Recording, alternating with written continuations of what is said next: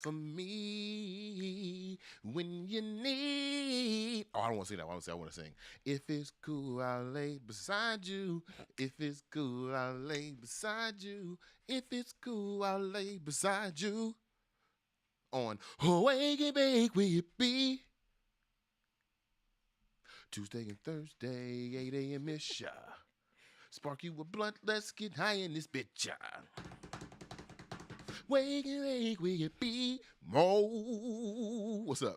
We have a whole intro and we still didn't lay that down. We didn't lay that intro down. I don't think the people are quite ready. We got a whole 8-track album. We do.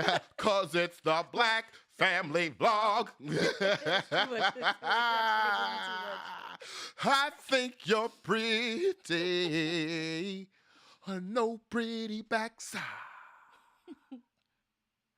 Yeah. Good morning, good morning, good morning, good morning, good morning to all the best people in the world. Good morning to my Wake and Bake with BeMo nights. Good morning to my people on Instagram. Good morning to the people on Twitter. Good morning to the people on YouTube.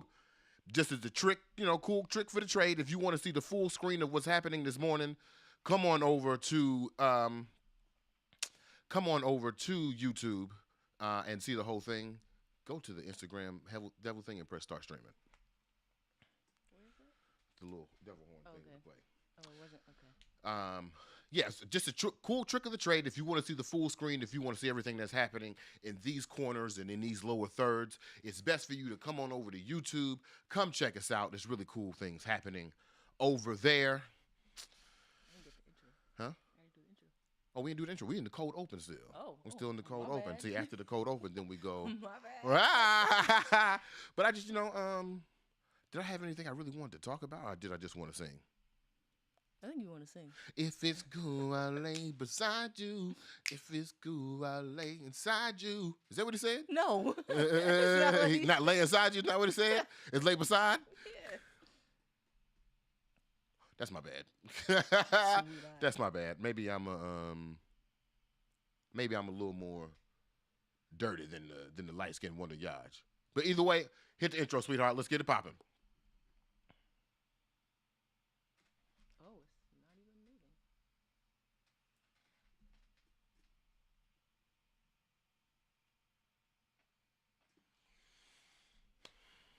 We just having trouble with this intro, ain't we? Man, It's not moving at all? it's not moving at all. It's a video though, right? It's a video. Go back and come back. Nothing? Yeah, and there's a little bar to play, and it says 45 seconds.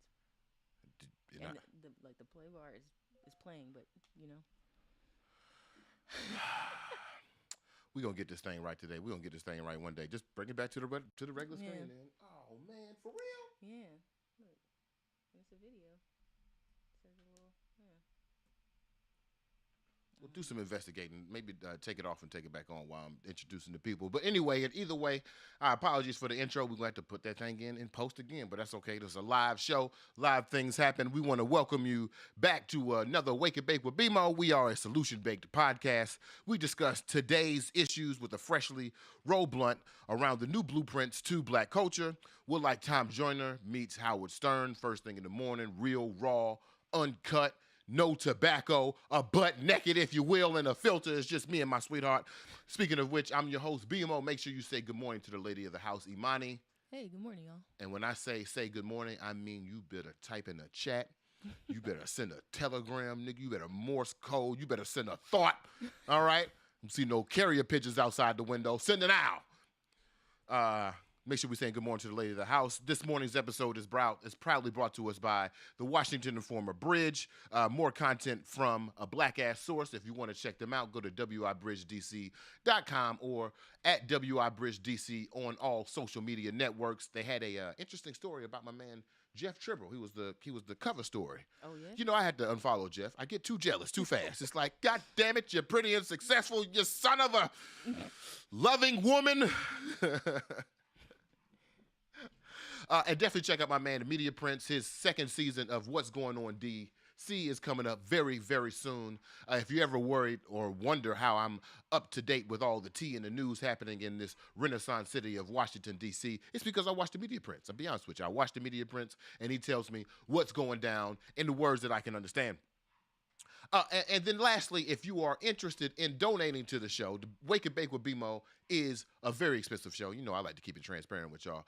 We're always looking for donations, so make sure you go to BeMoAuthentic.com/DaRent, DARENT. Put some on the rent, put some on the show. We'd highly appreciate you. We'll give you a quick shout out in the show. And who knows, maybe your patronage could lead you to an event, a Wake and Bake with BeMo live event. Give them the tease again. Eyebrows. This morning's topics. This morning we're going to continue our exploration of what corny is, and then we're going to expand that by talking about some black-specific superlatives. We also have our Paul Robeson Negro of the Week. You gotta go all the way up where you're up there, and in respect to Paul Robeson. And then lastly, I want to have an interesting conversation about the relationship I had with the women of Creative Theory Agency. Okay. But first up, I don't know, did you fix the intro? I was working on it. We ain't there yet? Not yet. Okay, not yet. Okay, it's cool. It's so cool. Let's just jump into the first topic then, if that's cool with you. Put up the screen with all the corny people again. Okay. So I just want to give you a brief recap. If you'd missed Tuesday's episode, shame on you. Go back and watch it for more context. But on Tuesday, we were having a discussion about what is the most damaging negative superlative that you could get in the black community. Mm-hmm. Uncle Tom. Mm-hmm. Man, Uncle Tom just cut through. Right. And I wonder, the conversation we also had on Tuesday was about the insensitivity that grows as we separate through time. I wonder if you call a Gen Z nigga Uncle Tom, if he would be like, that's not my name. Right. Right. I'm not an uncle, and my name ain't Tom. Right. We had Jigaboo on there, Lost. Mm-hmm. Well, that's a good one. Boy, you lost. Right. And then Corny was on there. We think that Corny is one of those. Is right up there, right? And especially if it's black specific, like you have black famous, like golden time of day. What's my man's name? Mays and Franklin Beverly. Goodness gracious! Don't take my black card, everybody. Like we have black famous people, there are black infamous insults, and we believe that Corny is on there. Now, before we left, we wanted to get a working definition of what corny was. The people on the screen? Mm-hmm. So over here we have the Will Smiths of the world. We have your Donald Glovers. You have your, I cut the shit out of myself somewhere. Was it the hammer? Huh? Maybe. Maybe it was a nail. Maybe I fell. Anyway, you got your Donald Glovers of the world. You got your Will Smiths of the world. You have all these individuals who are called corny, and the lady of the house and I were trying to get a working definition of actually what corny was. Mm-hmm. So I was talking to Kendall last night at the Yacht Show, which if you missed it, you missed a good one. The boy good. Yeah. If it's cool, I'll lay beside you. If it's cool, I'll lay beside you. Talking to Kendall last night, and Kendall gave a hypothesis. He said, is corny essentially just doing too much, trying too hard, right? And we had a brief moment of agreement. What do you think? Yeah, I agree. It's doing too much, going too hard? But I feel like it's not an authentic energy. Like, there's a difference between going too hard and being authentic in that, and then there's going too hard to, I guess, achieve an end goal or, you know. Let me ask you this question. What's the difference between Will Smith and Kanye West? I feel like Kanye isn't afraid to say how he actually feels, but Will Smith is very much polished in the media. Like, even if he exposes things about himself, it's still doggy style. Right. So while we were gone, I read the Will Smith book, right? And then we watched that damn cootie. Good Lord. Keep the camera still, cootie. Good Lord. Ain't no focus. We more in focus now than Cooney was the whole time. Right. Whole time having focus. Oh, you know what I want to talk about in the cold open? We'll get to maybe right before the ad. Anyway, watch the Kanye documentary. Listen to the Will Smith book. Mm-hmm. I could tell you if I wrote down the characteristics on a T-chart right next to each other, they'd be exactly the same. Talking about Kanye? I'm talking about the Kanye West we know now and the Will Smith we know now. Okay. If you didn't read the book, one of the things that Will Smith said in his book that I thought was actually pretty brilliant was in his growing up in his matriculation into the hip-hop world, he created a persona to help protect himself from the trials and tribulations that Will Smith would go to. So the Fresh Prince or Big Willie or whatever you want to call it, right? Mm-hmm. The same way that there is a BeMo and there's a Bryant Brown. There's a BeMo persona that's out here trying to protect Bryant Brown from all his insecurities, et cetera, et cetera. Mm-hmm. When he was saying that, and he was talking about that, he was saying that in the past tense, saying that his future self was going to be more authentic towards how he actually is. Okay. When I look at Kanye, the Kanye we know now and the Will Smith we know now are both authentically themselves, both always doing too much, always living on the extreme, always prophesize. The thing that actually drives me crazy about Will Smith, it's like every sentence he's saying is like a life-changing piece of advice. You know, maybe I just don't like niggas who talk in the definite. See, the trick of life is when you get to the cliff, you gotta jump. No, nigga, you was at a cliff and jumped. Ain't no the secret to life. My ass. So is that what makes him corny to you? But when you listen to Kanye talk, he says the same thing. I'm the biggest rock star in the world. Hip-hop, the new rock star. I'm the biggest rock star in the world. That whole watching him from Cootie's purview, this man, like we said yesterday, if we met Will Smith, the Will Smith that we know on a social media level is probably the Will Smith we know in real life. Mm-hmm. It's probably the same person. Right. Same thing with Kanye. I don't think if we hung out with Kanye, we'd be like, oh, man, what a quiet, introspective person. Like, the media is really painting him to be a picture. No! That nigga is that nigga. But we're using this conversation we're using the comparison to figure out, because would you ever say that Kanye is corny? No. Why?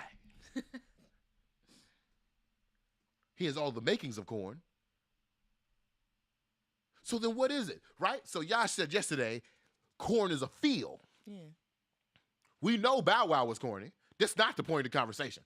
We already know. We just want to know what parts of Bow Wow relate to Will Smith but don't relate to Kanye West. That's right. This morning we're doing cultural algebra.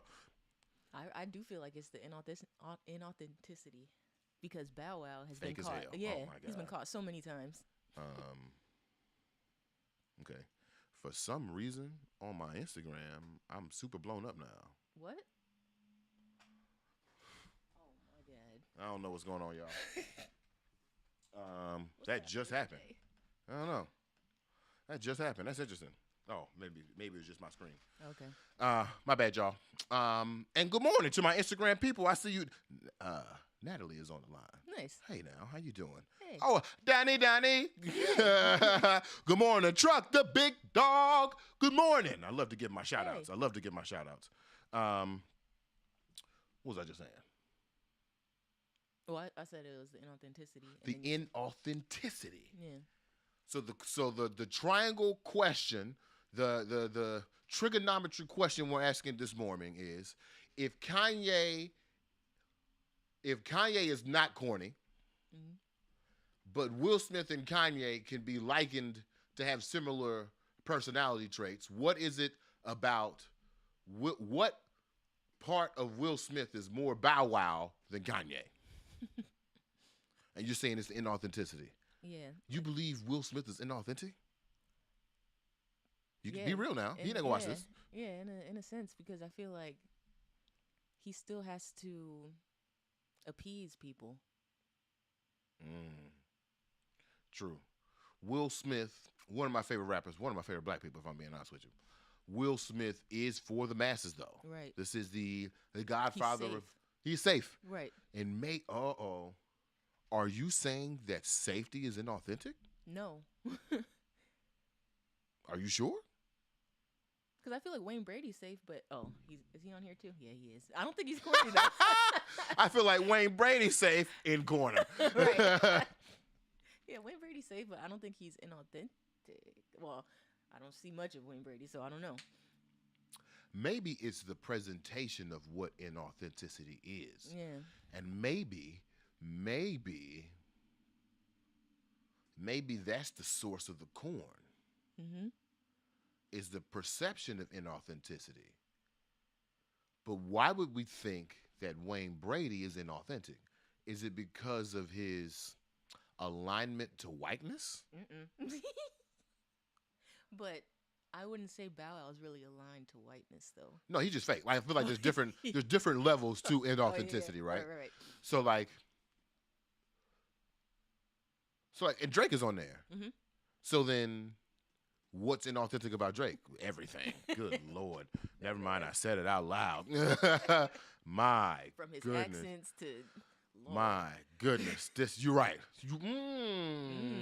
Inauthenticity. Right. And I'm seeing it couched in two places. Okay. I'm seeing inauthenticity as it pertains to authentic to the black experience, right? So if you are going against the black experience, i.e. a Wayne Brady, which could also be considered a Kanye if we put it in there. But I feel like because Kanye is like a fashion guru, he can't be called corny.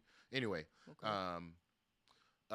Wayne Brady, who is perceived as inauthentic because of his cultural proximity to whiteness, which really is not his fault. Maybe the tight pants fault, but it's more like whose line is it anyway? He was a token black dude on whose line is it anyway? Which then means, like, if that's the case, are other tokens also corny? Like, who's another token? Who is another token? Who's another token? Like, keep thinking about that. So there's two lanes. There's one lane of inauthenticity, the inauthentic approach to blackness. There's another lane of inauthenticity, which is just fakeness. Right. The fact that Bow Wow saying there's a group of white girls following him around and snickering like they don't know it's him. Nigga, we know it's you. We know it's you. Get out of here. What you had? You had a thought. I seen the face. I seen not. Oh, yeah. I have a thought face. Well, I was thinking about Nick Cannon, but I wouldn't consider him. I don't think he's a token, and he's already been. Nick Cannon was a token, though. He was, but he's been canceled. He was canceled? Yeah. By who? Didn't he make those anti-Semitic remarks? Well, he wasn't canceled by the black community, though. Well, no, not the black community. Black community, though. But, you know, as much as I be wanting to be upset with Jewish people about the anti-Semitic remarks and how they go hard in public, I get it. Right. Yeah. I get it. I just wish, and maybe this would be the thing that'll get me canceled, I just wish they had that same sensitivity towards us when it comes to systems that remind us of enslavement and Jim Crow and oppression and such, right? But, we'll talk about it another time. Inauthenticity, one being corny equals inauthenticity, which means a fraudulent expression of the black experience or a perceived fraudulent experience mimicking whiteness. Right. Interesting. So corny is Uncle Tom. Yeah. Because when you were saying that, I was thinking Coon. So, yeah. It's the same thing. Right. Holy, I didn't think we was going in there. I didn't think we was going to get there. Right. I'm so glad we on the show. Wow, I didn't think we was going to come all the way around the circle and realize that the word that we use to exemplify what a black negative superlative is still the same thing. If you corny, you a coon. Right. You coon it. Except now, you could be an advanced coon, which means like you faking to be black. Right. Inauthentic black experiences. Wow. Wow. And I like to say that all these things are built on perception. We don't know Wayne Brady. Right. I don't feel like Wayne Brady is not one of those dudes where I feel like, oh, if I bumped into him, that's the dude I see on TV. Right. I feel like he might be like a little more subdued than like in real person, right? Drake, not so much. Right. Interesting thought. Okay, cool. I wonder what the Wake and Bake with BeMo nights think. I want y'all to drop a comment. Let me know. Are we close? Does corn equal new age coon? Could corny also equate lost? And the other negative superlatives that we put out? I'd like to take a time before we move on to the next thing. Maybe let's brainstorm some black affirmations. Okay. Right? So we did the superlatives. What are some things that black people say to each other all the time And when you say it, it's like, okay, cool. It's the opposite of the Coon effect. It's like, okay, I fucks with that. Yeah. Our favorite so far to the people is be safe. Whenever you leave another black person, say be safe, and you just watch their face and be like, oh, yeah. You'll be safe too. Yeah. What else? What's another black alternative? I feel like go ahead. Go on, go ahead. Yeah. Go ahead. Yeah. Like, yeah. You know, the energy of hyping up another black person. I'm trying to be like you. I'm trying to be Right. you. I'm trying to be like you. I'm trying to be like you. Let me hold something. I see you. Let me hold something. Right. Oh, man. Great. Okay. Huh. Corn and Coon. Same thing. Yeah. All right, let's move on to the next. We got any comments? We don't have any comments on Instagram. Any comments? That's fine. The people will catch up one day. Corn and Coon. We still look good? Okay. For sure. For sure. Now, as we're preparing to roll the blunt, I have to make a confession. Okay. This is what I want to talk about in the cold open. So, this morning, you and I spent good time putting up a fucking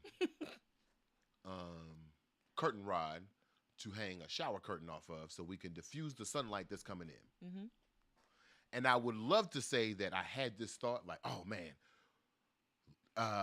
on Tuesday, I was like, oh, man, you know, we got to really diffuse the light. I hadn't thought about it before. But the truth of the matter is, niggas had told me before, B, you got to diffuse the light. I ain't diffusing shit. Start to cut our first ad. People give us a little money to do our advertising. We start to cut our first ad, and I noticed that the the screen is too overexposed. So what I got to do? I got to get a goddamn curtain rod and a fucking shower curtain. So that's what we did. So I would just like I said yesterday, I would like to apologize. I would like to apologize to all the good, smart Negroes who told me what to do, and I still didn't listen. But while we're doing that, it's rolling time. Right, we're getting ready to roll this blunt. Today's roll time is being brought to us by the good people over at Crab Shack Music. Check out crabshackmusic.com. My man Jack Kilby, great. He's killing it over there. If you need some studio session, you need some mixing, you need some mastering, or if you need like just some general advice about what to do in the studio, call my man Jack. Hit crabshackmusic.com or go to Crab Shack Music on Instagram. Tell him BeMo sent you, and he can hook you up with some great sessions. As a good example, right? I want to show y'all this video. You showing the video? Not yet. Go ahead. Okay. I want to show you this video that Jack and some of the greatest DC musicians put together. It's a cover of Mac Miller and Ariana Grande's song. We're going to take a quick break, roll this blunt that's being sponsored by Street Lawyer Services DC, and we'll be right back with more Wake and Bake with BeMo.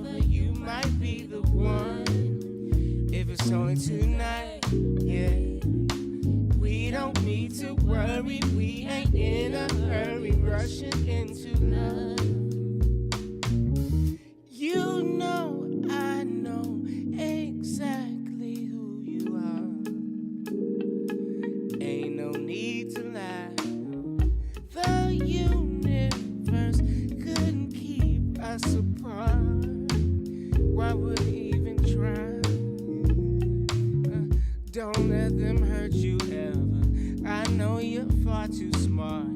Before things come together, they've got to fall apart.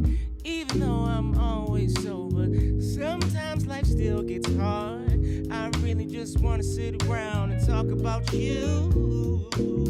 Cause you don't know just how beautiful you are. And baby, that's my favorite part. And you walk around so clueless to it all, like nobody alright. Yeah. See me, I got you covered. I'm gonna be your lover. You might be the one. Yeah, if it's only tonight. You are now listening We don't need to Where worry. you be, where you be. We ain't in a hurry, baby. Yeah, wonderful cover by Jack Kilby from Crab Shack Music. You wanna stay, we're taking it slow. Music, not Crab Shack Studios. Let me get that right for you, Jack. You're now listening to What You Make Me. We'll be right back on the show. But I Continue can make with the some video. time Right for now, right now. something so divine. Say you just don't know how beautiful you are. And maybe that's my favorite part. You walk around so clueless to it all. Like nobody's gonna break your heart. It will be alright, baby. You know I got you covered. I'm gonna be your lover. You might be the one. If it's only tonight, baby. We don't need to worry. Rushing into love.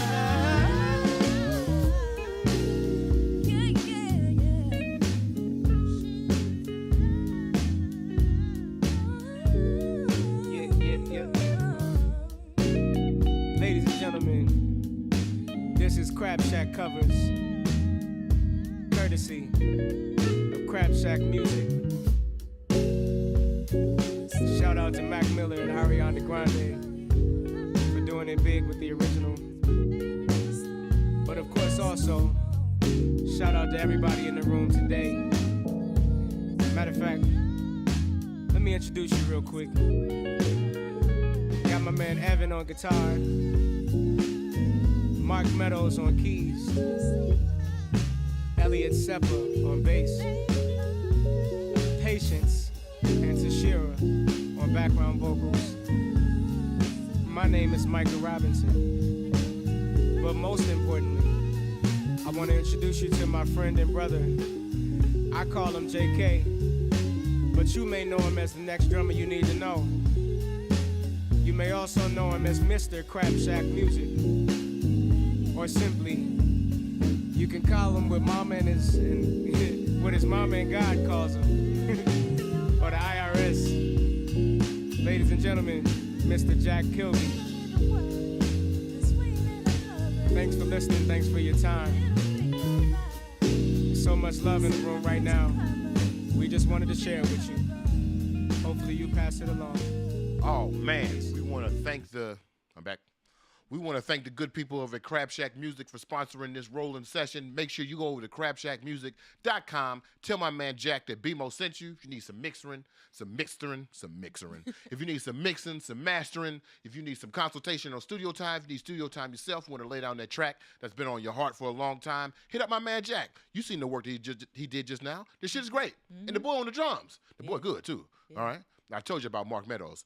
Watched the show yesterday to see how Mark Meadows whooped my ass on the basketball court. This rated G ass fella kicked my ass on the court. Good Lord. Those be the ones. Those be the ones. My man got the soft S curl. My man looked like Babyface. Damn near dunked on my ass. Looking like a damn fool. Man. Oh, man. Good morning to my people over on Instagram. If you want to see the full version, make sure you go over to YouTube. We there. It's full live. It looks good. The light is diffused. We look great. But let's get over to, before we get to our next topic, we want to give a huge shout out. Huge shout out to today's sponsor. Today's blunt has been gifted by the good people over at Street Lawyer Services, DC.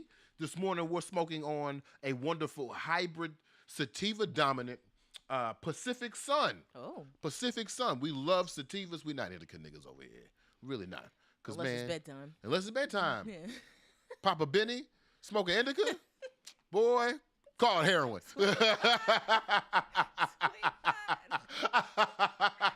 I can't tell my truth on the show. I can't tell my truth. Just gonna put it out there. This morning, I'm sorry. We are, this morning's blunt has been gifted by Street Lawyer Services DC. Make sure you check them out on Instagram. Street Lawyer DC on Instagram, or Street Lawyer Services Miami, Street Lawyer Services New York City. Lonnie, the Street Lawyer, Really good dude. Really good dude. White dude. Got into the cannabis game. Is in the I-71 space. So all you need is your ID. You don't need no special card from the doctor. Just go with a little bit of cash in your pocket. Go down. It's on 8th Street. Go down to Street Lawyer Services, DC. High quality bud that you can trust. Now I love the weed man.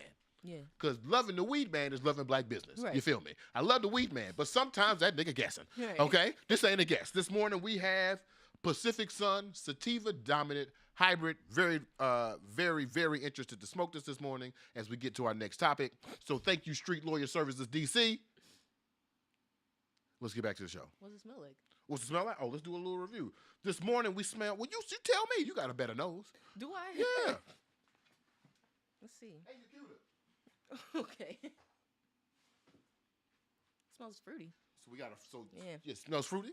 The thing that I like about Street Lawyer Services is a good jar. Yeah, right. I don't know if y'all can tell. glass. It's a good jar. It's a glass jar. It's got good labeling on there. It's got a QR code so you can check out exactly what the strain is doing for you. As far as smell goes, Yeah, and it got a cute sticker on the top with the strain. yeah. Yeah, Fruity sativas. I love Fruity sativas. All day, every day, fruity sativas. But as we smoke this blunt, we must have the Paul Robeson Negro of the Week award winner. Woo! This week's Paul Robeson Negro of the Week is a gentleman who chose vulnerability and honesty as his way to express his boundaries. I want to give a huge shout out and a huge hand of support, a huge high five of love to the Paul Robeson Negro of the Week. You got it queued up? My man, Mr. Russell Westbrook. Let's listen to his comments after an NBA game. Yeah, I think, for one, I 100% stand behind my wife and how she's feeling because it's not just about this year. Right now, again, if you want to see the full screen, we have the video playing up on YouTube. You can't see it on really Instagram, weighing but on if you want to see the full thing, just come over very to YouTube. unfortunate, And we got you. just for me personally, because this is just a game. This is just a game. This is not end all be all. And when it comes to basketball, I don't mind the criticism of missing and making shots, but the moment it becomes where my name is getting shamed, it becomes a issue. I've kind of let it go in the past, just because it never really bothered me, but it really kind of hit me the other day. Honestly, I was, me and my wife was at teacher parent conference for my son. And the teacher told me, she's like, Noah, he's so proud of his last name. He writes it everywhere. He writes it on everything. He tells everybody, he walks around and says, I'm Westbrook, that's his last name.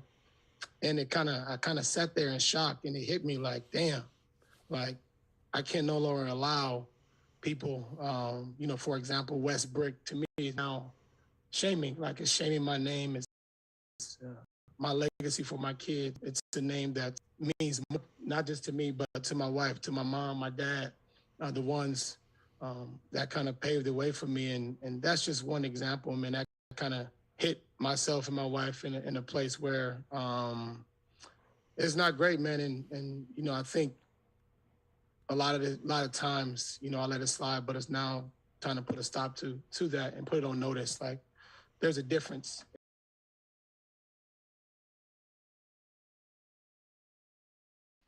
So the reason why I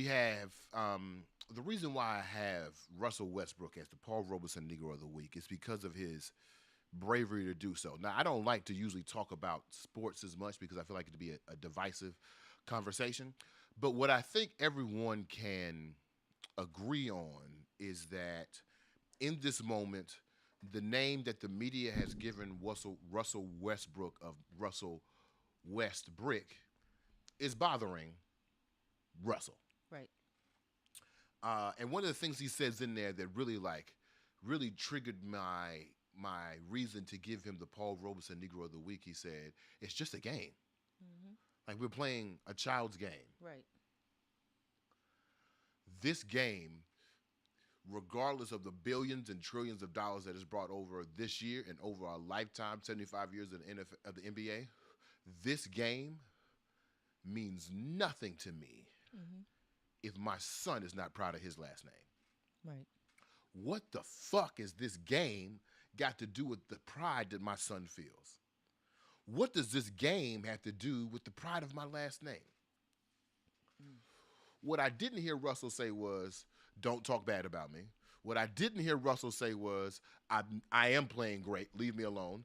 I didn't hear him try to escape accountability. I didn't hear him try to evade the natural negativities that come with playing public basketball or being a public figure. Right. My man simply said, put some respect on my name. Right. You can call me Mr. Brick. And he asked respectfully. Yes.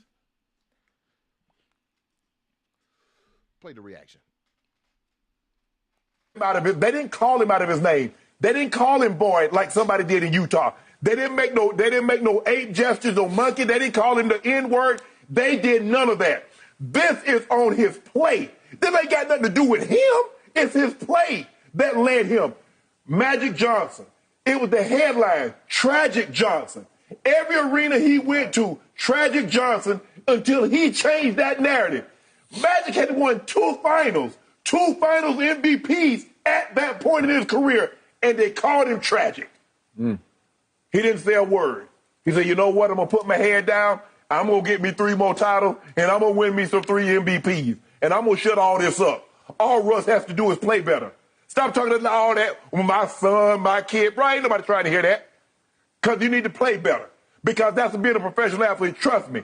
I'm sure my mom and my girlfriends at the time heard people say, Shannon Sharp, you a bum. Yep. Shannon Dog, you're not sharp. You're not your brother. All that comes along with the territory. As long as you weren't calling me the N or you weren't calling me no racial tones, I'm good with it. Because guess what? I'm going to come back, I'm going to play better, and you'll clap for me, and you applaud me the next time. We understand there are certain things that comes along with our job. When you play bad. I can't take it, Shannon. I can't do it. I can't take it, Shannon. I can't. You got to shut the fuck up. You got to shut the fuck up, Shannon Sharp. You got to shut the fuck up. First off, because you see I'm about to get attitude. First off, the thing that bothers me most about I don't even want to quantify it. One of the things that bothered me about what Shannon Sharp just said, he put the floor of respect at not calling me boy and not calling me nigga. Right.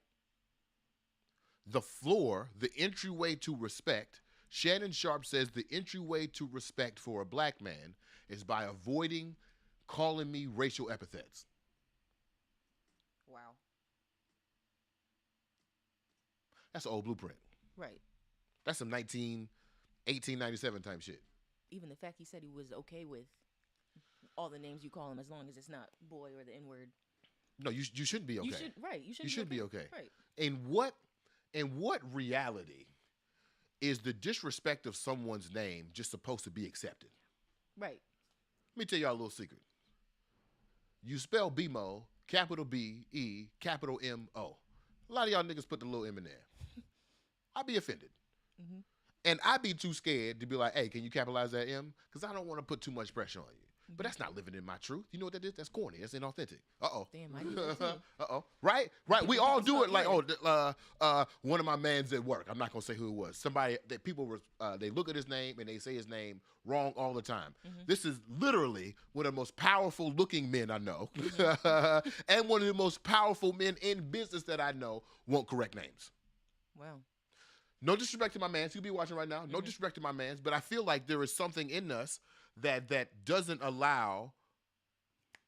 We don't got enough Larry David in us. Yeah. When we were binging Curb, I feel like I could say anything. I could tell my truth as much as I could. Because what the fuck is uncomfortability for? Right. Haven't watched Curb in 2 weeks, and all of a sudden, this I don't even call it fear, like this apprehension to stand up for yourself when you feel like you need to. And that's why I feel like Russ is gotta be the Negro of the week, because he went one on the nation about his name. Right. And the response was, we don't give a damn about you and your son. What? Wow. will talk about, and that's a black man that said that. Exactly. And I would love to say that Shannon Sharp was the only individual in sports media that was having that take. But the fact of the matter is, everybody got it wrong on Monday, Tuesday.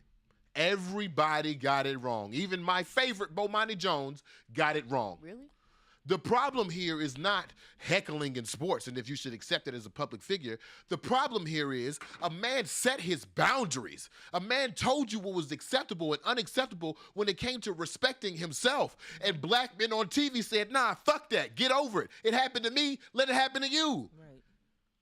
That's some slave shit. Ooh. That's some old blueprint shit. We on new fucking blueprints. Page 2. Respect this man's name. You know what's in a black man's name? Right. Do you know what's in a black man's name? First off, it's not even my name. Right.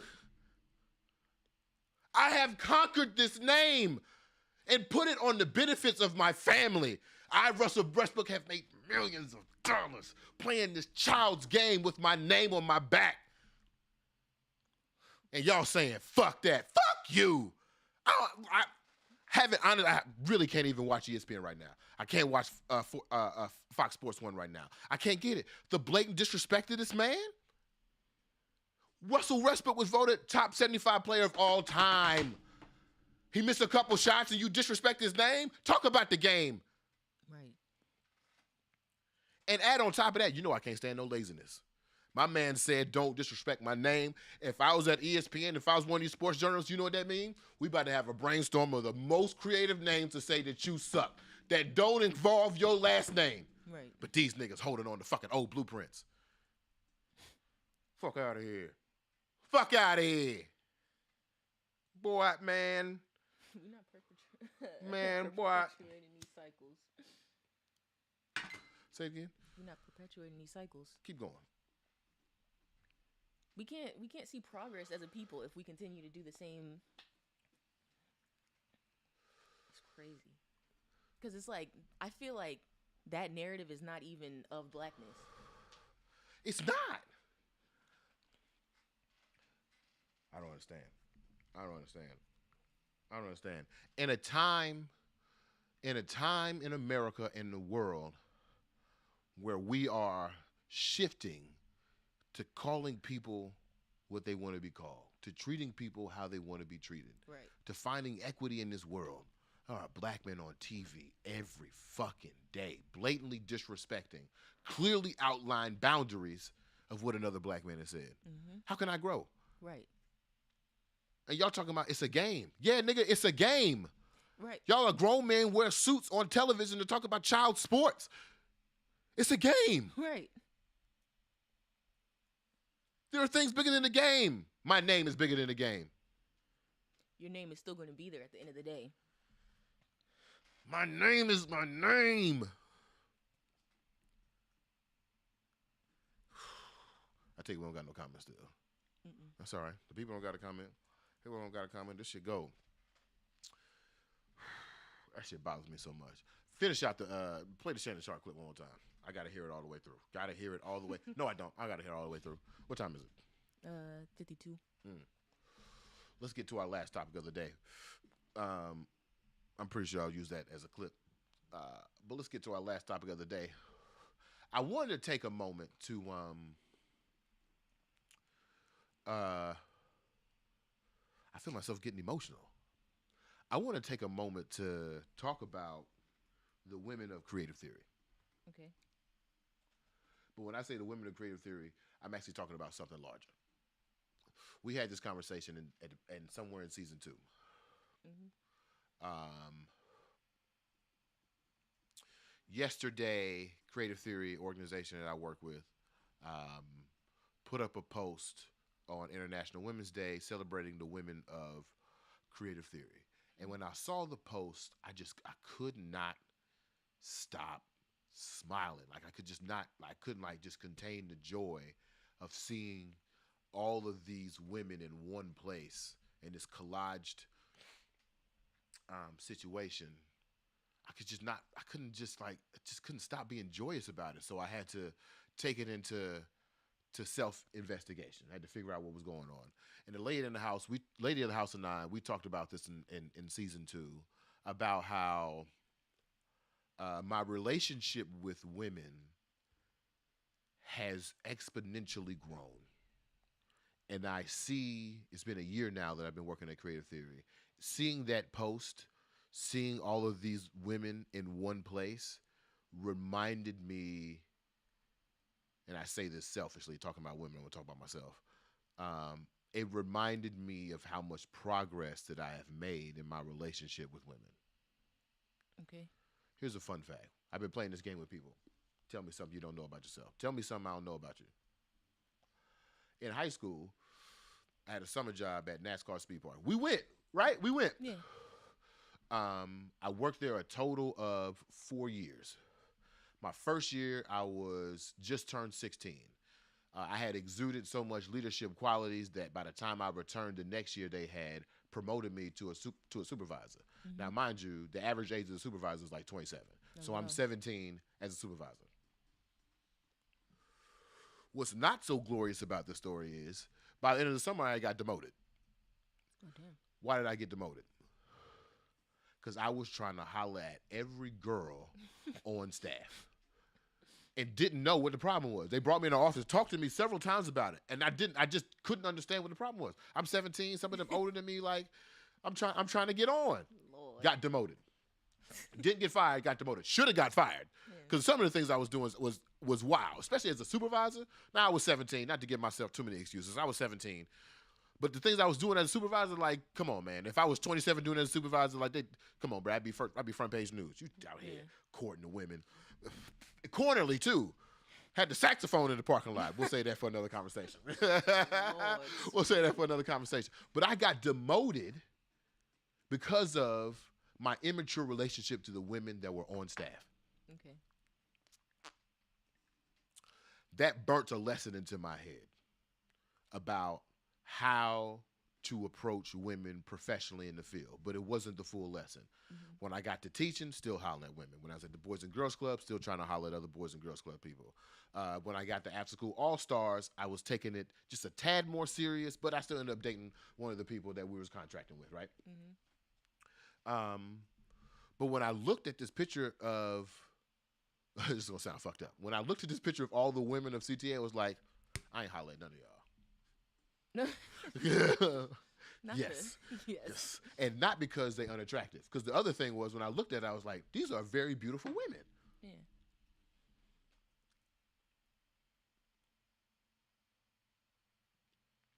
That's growth.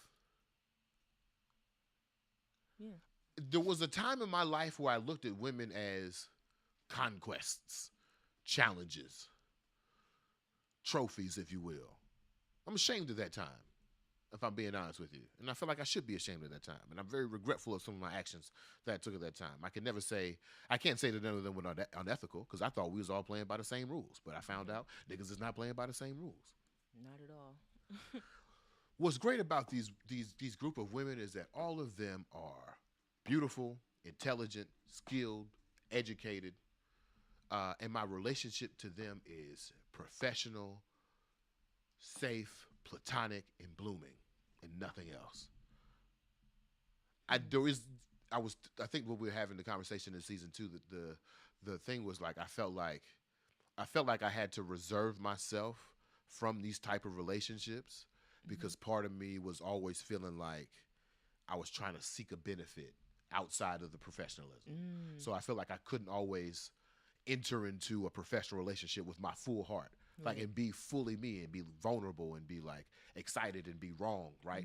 I had to be impressive and attractive and alluring and sexual, or sexy, I guess.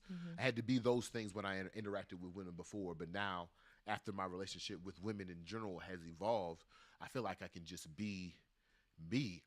So when I see these group of women, I see a reflection of open, honest relationships where I feel like they could say anything to me in a professional manner. They could hold me accountable about the things I may say against them in a professional manner.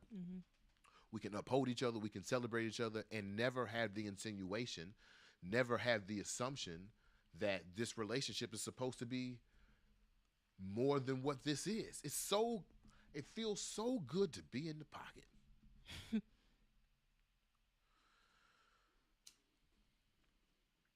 Yeah, that's growth. I and I as much as I want to like, it's still a lot of work to be done. Still a lot of work to be done. I just hope the other men around me can see this open honesty and not assume that is an attempt to do something. Even my mindset to think that, I still think there's more work to be done. But yeah, I just wanted to give a moment just to give a shout out to the women of CTA to thank them for allowing me to have this moment, even without them knowing, of growth and maturity, or maturity, as my mother would say, was another conversation. Maturity towards women. I left a very long comment on the post, but I get long-winded when I get to celebrating women. Don't let me get to talking about you. Lord of mercy. Huh? Yeah. All right. What? All right. All right. I be talking about you all the time. What you got? All the time. I be talking about you all the time. I be telling people, like, when people see you, I think they assume like meek, like meek and like, because you're soft spoken, they assume also soft spoken. Yeah. But nah, No. nah, nigga, it ain't that at all. I actually It have ain't to at all. contain myself a lot Yeah. of times. It ain't that at all. I wish you wouldn't. You say that now. See, about to have a Lovecraft Country conversation again. Oh Lord. See, I told you about it. I don't want no minimization. I want that window all the way open, okay? I don't even want to see the toolbar at the top or the bottom. What? Maximize the window. I don't want to see no toolbars or nothing. All right, ask me the burning question of the road so we get up out of here. Oh, before we do the burning question of the roach, let's talk about the weed. Oh yeah. Street Lawyer Services, DC, on A Street. Tell them BeMo sent you. They'll fuck with you a little bit. This is a sativa. The thing about sativas that I really love, this is a fruity sativa. The thing about sativas that I really love is it's an upper. It's a what? It's an upper. Man, I tell you, man, we had indicas. We had indica over the weekend. I don't think we did nothing. Oh my gosh. We was just slogging around. Sleep. And I can't see how your niggas be smoking indica in a backwood. Do you love yourself? Good Lord.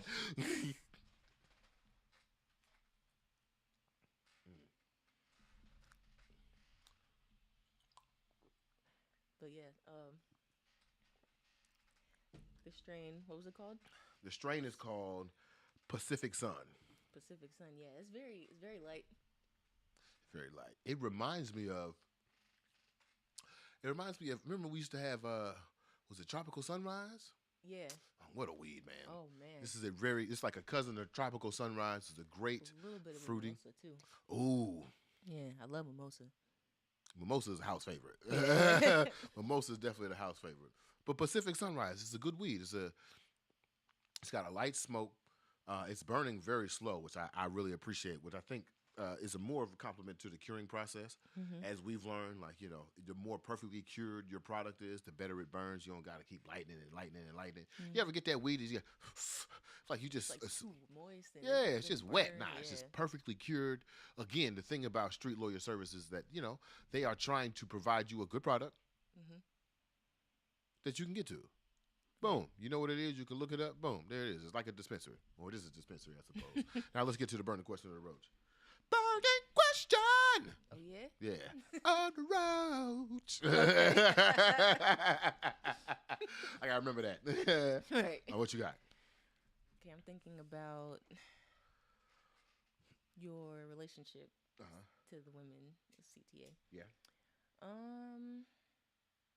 Okay, you said there's still work to be done, but I guess how do you see yourself evolving?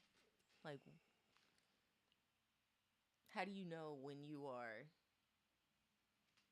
I guess, secure in... How do you know?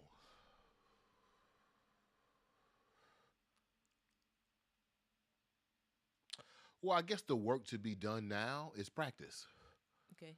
right? So now when we have handled theory, Mm-hmm.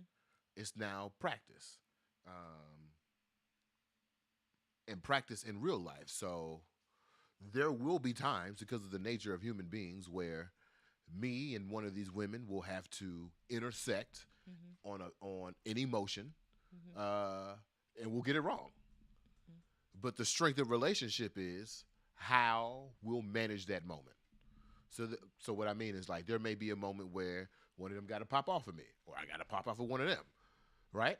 Mm-hmm. But there still has to be professionalism, couth in that to do it. So I've never, at this moment, I haven't had a moment where I've had to venture into the irritated, angry spectrum of emotion. Okay. But when that comes, we gotta see how it works. Mm-hmm.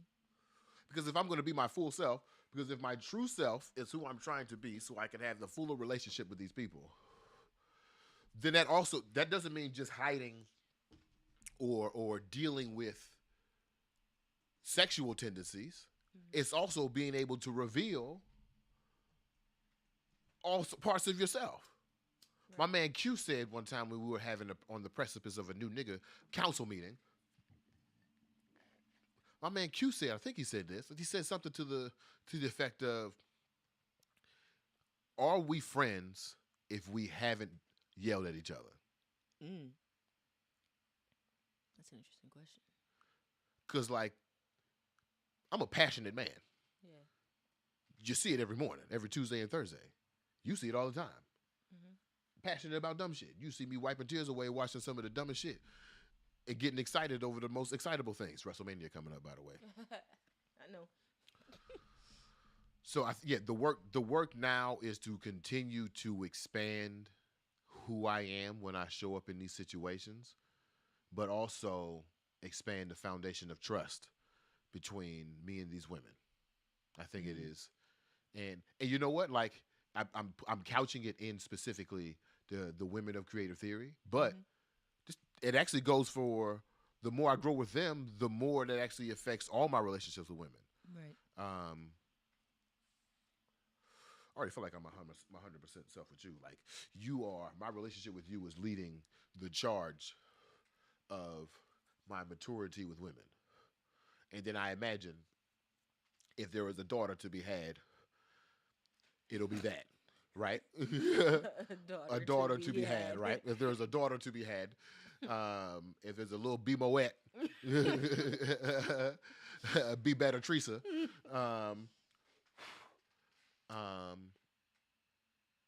be Betty.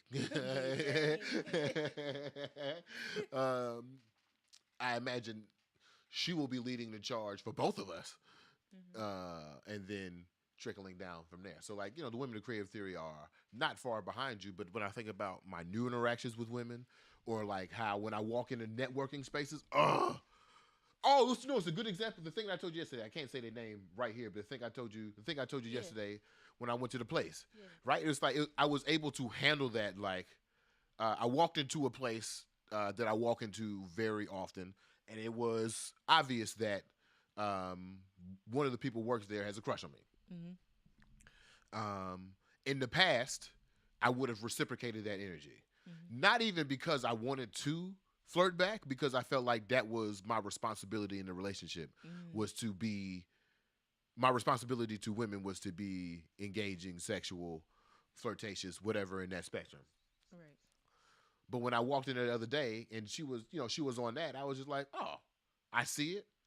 I'm still gonna treat you like a person. Like, you just another person. I don't have to Google eye you back. I don't have to take you to dinner. I don't gotta ask you to coffee. I don't gotta expand a relationship. I don't have to do anything else other than be myself in this moment. Right. Okay. Yeah. Mm-hmm. Word. All right, good people.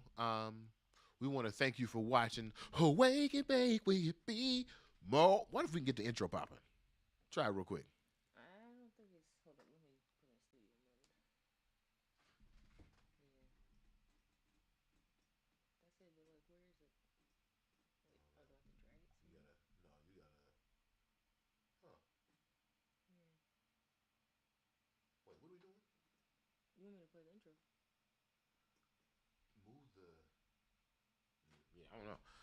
I don't know. But anyway, I'm sorry, y'all. Thank y'all for joining us for another week of Wake and Bake with BeMo. We'll be back again on Tuesday, 8 a.m.-ish, right here, wherever you're seeing us. We'll be on Twitter. We'll be on Instagram Live, YouTube. You can always check the podcast out, which is on Apple Podcasts and Spotify, anywhere that you can find podcasts, I suppose. Yeah, that's it. We got events coming up, so check it out. Make sure you follow us on Wake and Bake with BeMo. On Instagram, that's Wake in Bake with BeMo on Instagram. To check us out, BeMoAuthentic.com/BeMo Bake. And yeah, we look forward to seeing you next week. We're going to leave you with a video from my main man, 20 Grand. Should be under music video ad number 2. He's not an ad. He's just my guy. This is the video that we produced. I'm so proud of it. Thank y'all again for watching. Wake and Bake with BeMo.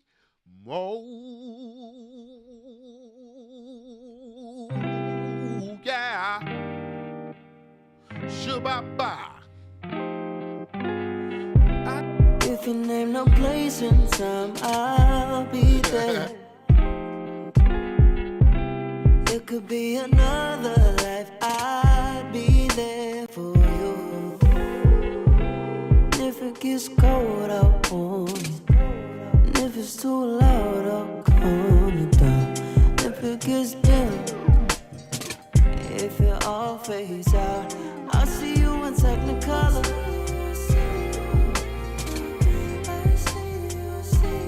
I see you in Technicolor.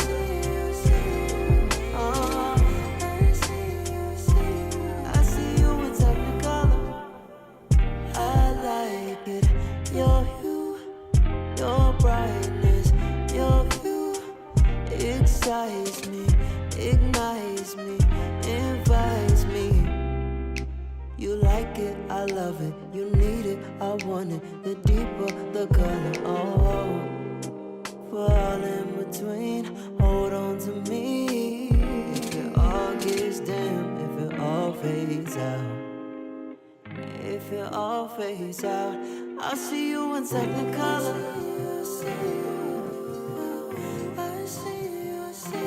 I see you in Technicolor.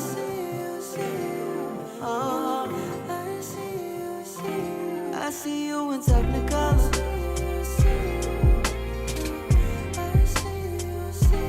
I see you in Technicolor.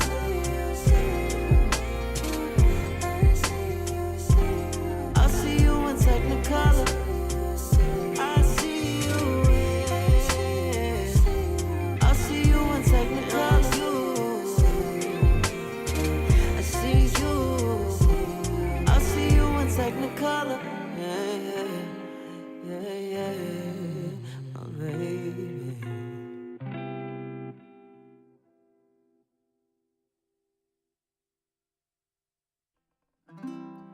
If you name the place and time, I'll be there. It could be another life, I'll be there for you. And if it gets cold, I'll warm you. And if it's too loud, I'll calm it down. And if it gets dim, if it all fades out, I see you in Technicolor. Oh, I see you in Technicolor. I do.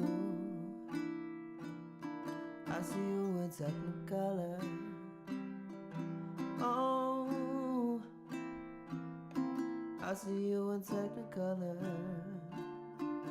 I do.